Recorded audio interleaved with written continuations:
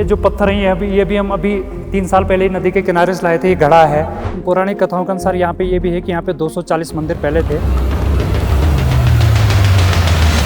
सबसे पहले ये मंदिर बना पांडवों द्वारा जो है, सबसे पहले निर्माण इसी मंदिर का हुआ। वहाँ पर है बड़े बड़े पत्थर, बहुत बड़े बड़े पत्थर।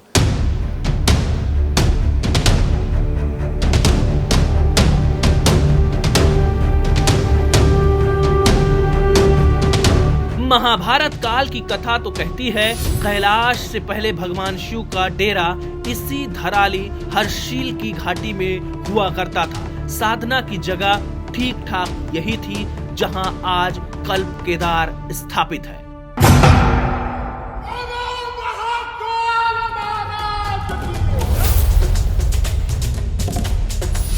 महाभारत की कहानी के मुताबिक भगवान कृष्ण के कहने पर शिव ने पांडवों को वरदान दिया था। अर्जुन की तपस्या के बाद भगवान शिव ने दिव्य शास्त्रों के साथ अजय होने का वरदान भी दिया था। अर्जुन को जिस भगवान शिव ने महाभारत के युद्ध में विजयी होने के वरदान के साथ दिव्य शास्त्र दिए, वो भगवान शिव महाभारत युद्ध में संहार के बाद पांडवों से नाराज हो गए।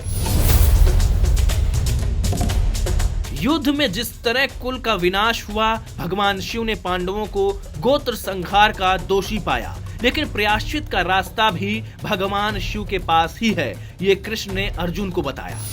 अर्जुन श्री कृष्ण से कहते हैं, हे कृष्ण, युद्ध के बाद 36 साल तक हमने राज किया, लेकिन गोत्रवध का अभिशाप दूर करने का कोई उपाय नहीं सूझ रहा। आप मार्गदर्शन करिए। जिस पर कृष्ण कहते हैं, तुम्हारी व्यथा समझ सकता हूँ अर्जुन, लेकिन गोधवध के अपराध का एक ही उपाय है, भगवान शिव को प्रसन्न करना। वही तुम्हें इस पाप से मुक्ति दे सकते हैं। कृष्ण के सुझाव के बाद पांचों पांडव द्रौपदी के साथ भगवान शिव की तलाश में निकल पड़े। पौराणिक मान्यता के मुताबिक पांडवों की इस यात्रा में जो सबसे पहला पड़ाव बना, वो धराली ही था। धराली में शिव के होने का अनुमान पांडवों में सबसे छोटे सहदेव ने अपनी ज्योतिष विद्या के जरिए लगाया था। सहदेव के कहने पर पांडवों ने यहाँ तपस्या के साथ भगवान शिव का मंदिर बनाना शुरू किया, लेकिन मंदिर का निर्माण होते होते सहदेव ने अचानक बताया, भगवान शिव तो यहाँ से जा चुके हैं। कथा के मुताबिक भगवान शिव पांडवों से इतने नाराज थे कि वो मिलना ही नहीं चाहते थे, इसीलिए जहां जहां तपस्या की वहां से वो भागते जाते। केदारनाथ धाम तक यही सिलसिला चला।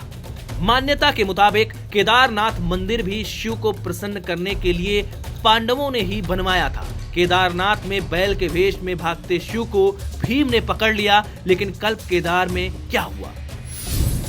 कल्प केदार में पांडवों को भगवान शिव की अनदेखी अच्छी नहीं लगी। जिस तरह भगवान शिव यहाँ चुपके से निकल गए, पांडव निराश होकर यहाँ से आगे की यात्रा पर निकल गए। तब से लेकर अब तक यहाँ भगवान शिव का मंदिर और अनूठा शिवलिंग तो है, लेकिन इसकी महिमा और मान्यता दूसरे धामों की तरह नहीं। हालांकि शिव मंदिर के होने के नाते स्थानीय लोग यहाँ पूजा पाठ के लिए आते हैं, लेकिन दूसरे ज्योतिर्लिंगों की तरह यहाँ कपाट खुलने और बंद होने की परंपरा नहीं है। अगर इसके पीछे सरकार और देवस्थानम बोर्ड की अनदेखी भी है, तो ये समझ से परे है। सबसे प्राचीन केदार होते हुए भी इसकी अनदेखी आखिर क्यों की जा रही है?